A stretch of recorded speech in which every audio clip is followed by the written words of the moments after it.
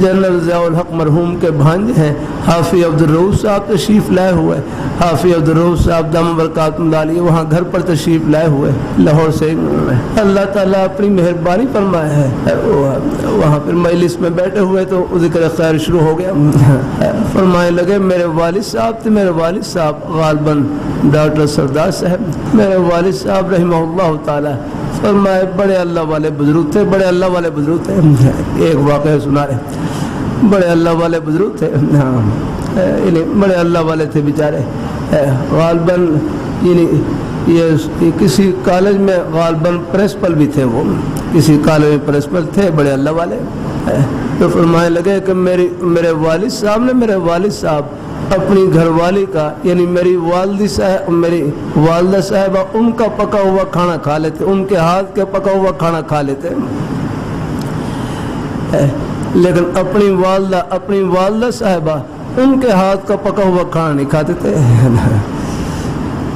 कि अपनी घरवाली के हाथ के पका हुआ खाना खा लेते और अपनी वालदा का पका हुआ खाना नहीं खाते थे।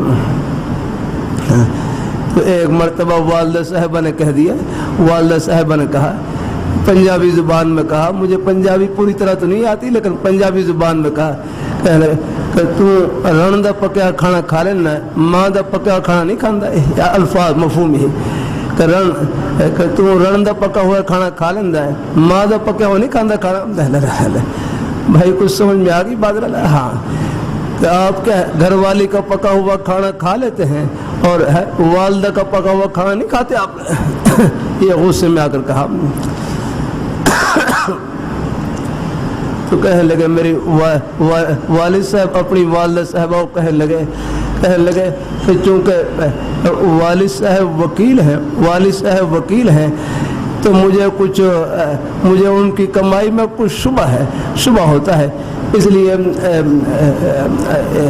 इसलिए मैं बस अपनी घरवाली के हाथ का पका हुआ खाना खाता हूँ। तो वालदा साहिबा ने उनके वालिद को फरमाया तेरा पुत्र कह रहे क्या वकील है और आपकी कमाई में मुझे शुबा है, इसलिए मैं आपकी कमाई से खाना नहीं खाता है। वालिद साहब ने फिर अजीब जुमला कहा, फरमाने लगे आज तक मैंने कभी झूठा केस नहीं लिया है, आज तक मैंने कभी गलत केस नहीं लिया है, अपनी हक हलाल की रोज़ी कमा कर अपने बच्चों का पेट पाला है हमेशा से। फिर कहने लगे कि तुम जो मुत्तकी बने हो, तुम्हें जो ये तक़वे का नूर हासिल है, ये भी मेरी हलाल कमाई की बरकत से है। अल्हम्दुलिल्लाह। हाँ